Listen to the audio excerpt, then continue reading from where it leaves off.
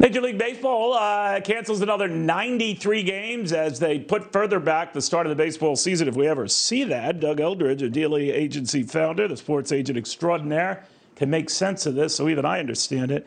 Doug, where's this season going? Well, that's a great question, sir. I mean, we're up to 180 games canceled thus far. Opening day has been pushed back to April 14th. The longest stretch was 900 games, almost 25 plus years ago. So it's hard to tell. You know, the old joke is games are won by hits and runs, but lockouts are decided by dollars and cents. And we're at an impasse right now. What's the problem? What's the issue that has them? Because I told it they got a little closer, that is the players and owners, but they're still far apart. On what?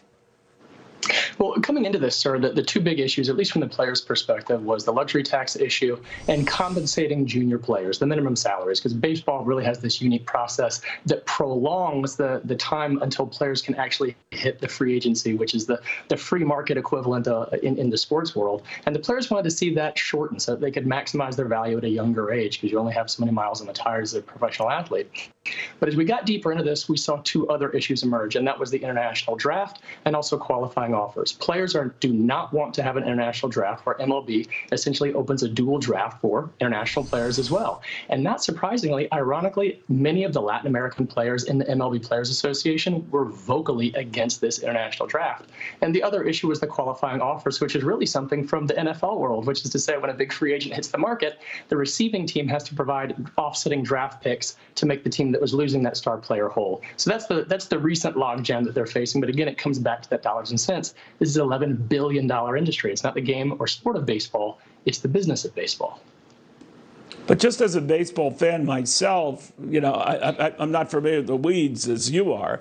All I know is it's a battle between billionaires and millionaires, and I'm ticked off.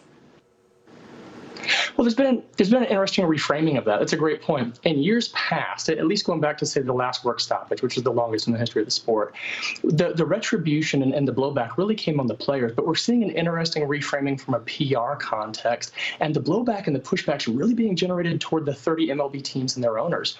Now, you got to remember, sir, the new media deals kicked in. The old media context was roughly $1.55 billion per year for the MLB. The new media rights deals kick it all up to almost $2 billion, 1.96, driven ironically by streaming. Apple did a 7-year deal at $85 million a year. NBC is up to $30 million a year just for streaming rights, just for streaming. Wow. So the players are looking at all these expanded avenues for revenue, and they're saying, wait a minute, you push back on pennies in the crosswalk when you're collecting dollars hand over fist. Now, I say that as an unapologetic capitalist, as you well know, but when you sit back from the cheap seats eating hot dogs where you and I are, calling balls and strikes, no pun intended, there really is an imbalance in terms of the allocation and the intersection of dollars and cents here. And there's a well-reasoned standoff.